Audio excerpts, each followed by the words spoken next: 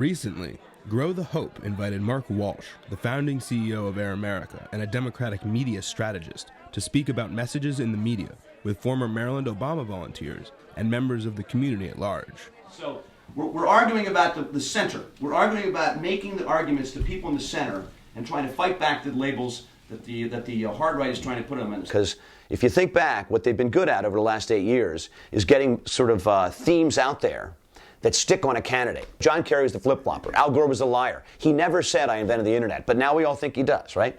John Kerry's flip-flopping was nothing compared to the types of decisions that senators make every single day. But these labels stick to us. When you discuss what's going on, pay attention to how they are labeling this administration. Yeah. Because they're starting to listen to the labels that are coming out there. Labels like socialist, like fascist. Because the labels of socialist and fascist are false. Okay? This president is not socialist. This president is not fascist. This president is trying to keep America safe, trying to keep America healthy. As an expert on media, Mr. Walsh came with tips for the crowd on understanding other people's messages and creating your own. And I parse it into three words: message, media, and audience.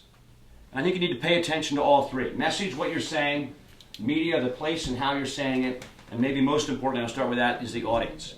First, focus on the audience. What I'm starting to find a lot of is that there is a significant amount of Republicans who really lost their faith in their party in the last 12 months. Those folks are looking for a reason to return back to their safety zone, the Republican Party. Yeah. They are looking for some reason to feel that there was an aberration November of 2008. They have to return to the label that they feel comfortable with.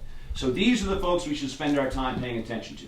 But you have to understand where their conversations are going. You have to visit the belly of the beast every now and then to see what kinds of words they're using, what kind of labels they're trying to attach, and what kind of analysis they have on this president's behavior. So it's up to us to have points of refutation where we can refute their arguments calmly, logically, and unemotionally to push back. Speaking right before Judge Sonia Sotomayor was nominated for the Supreme Court, he used the expected fight to analyze messaging and the power of misleading labels.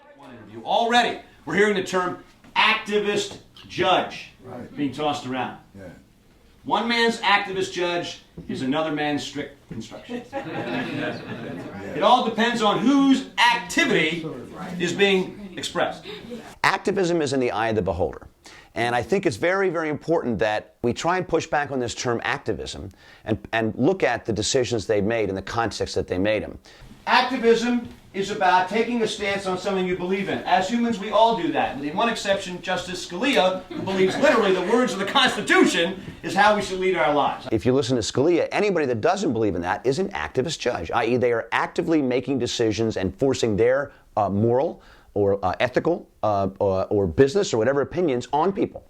Well, then we're all activists, if you think of it that way, other than him. And I think he's really the anomaly. Mr. Walsh did not come to talk solely about opponents. He also spoke openly with a group about President Obama and the need to fight for control of the message. Is he perfect? No. Is anybody perfect? No. Will we be disappointed in the next 100 days, the next 100 days? Of course. That's the nature of politics.